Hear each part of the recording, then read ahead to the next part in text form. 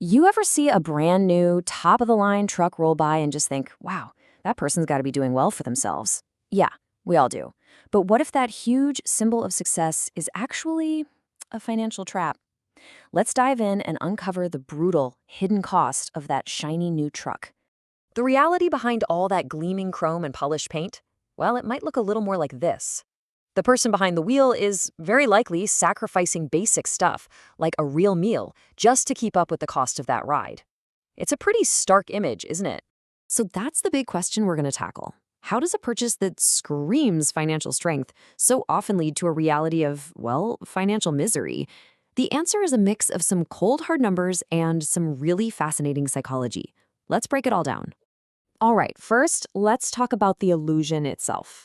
It's a powerful one for sure, and it's the number one reason so many people willingly drive right into this financial mess.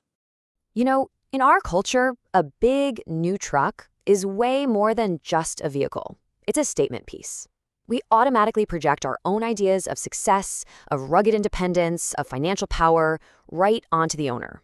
It's like an instant symbol that you've made it. But what if that symbol is built on a foundation of crushing debt? Okay, so if that's the perception, what's the reality? This is where we leave that illusion in the rearview mirror and get into the numbers. It's time for the real cost breakdown.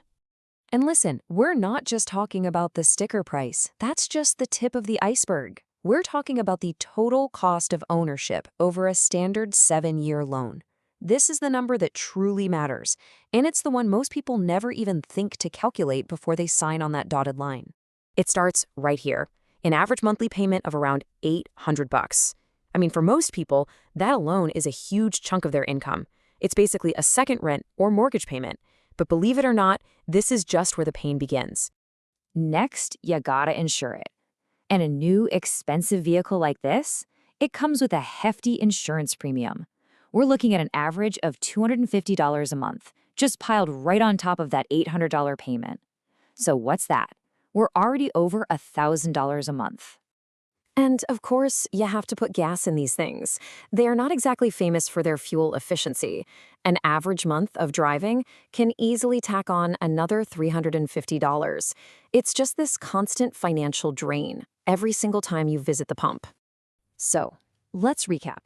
We've got the payment, we've got the insurance, we've got the fuel. But there's one more big, often totally forgotten factor: maintenance. I mean, over 7 years, you're going to need new tires, brakes, oil changes. It all adds up. So let's put it all together and see the full, terrifying picture. And here is where it gets truly shocking. That $800 monthly payment, over 7 years, that's more than $67,000. Then you add $21,000 for insurance, almost $30,000 in fuel, and another $15,000 for maintenance. When you look at the grand total, it's absolutely staggering. Over $130,000. You heard that right. For a vehicle that had a $70,000 sticker price, you end up paying nearly double that just to own it for 7 years. That is the true price of this symbol of success. And this chart just brilliantly illustrates the financial devastation. You pour over $130,000 into this asset, and at the end of those 7 years, what are you left with? A used truck that's worth maybe $15,000 if you're lucky? You've effectively lit more than $115,000 on fire. So this brings us to the most important question of all. Why? Why would anyone do this? The numbers are crystal clear. And this is where we have to shift from finance to psychology and explore a concept called Automotive Stockholm Syndrome. It's the only logical question to ask, right? If you saw these numbers laid out beforehand, you'd probably run screaming in the other direction. But here's the thing. Decisions like this are rarely about logic.